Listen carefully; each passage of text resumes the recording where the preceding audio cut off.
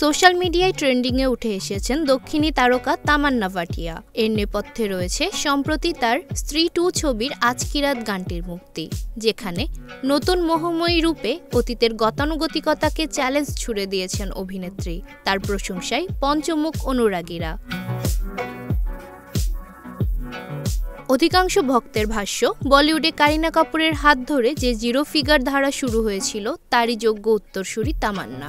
সব মিলিয়ে আজকি রাত লুকটি এই তারকার ক্যারিয়ারের সবচেয়ে বেশি গ্ল্যামারাস চেহারা হিসেবে বিবেচিত হচ্ছে, যা তাকে নতুন ইট অ্যান্ড হিট গার্ল হিসেবে প্রতিষ্ঠিত করেছে।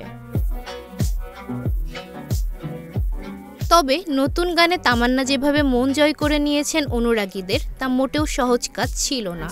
নাচের মুদ্রার সঙ্গে অভিব্যক্তির ছন্দ মিলানো সবই পরিশ্রম আর সাধনার ফসল।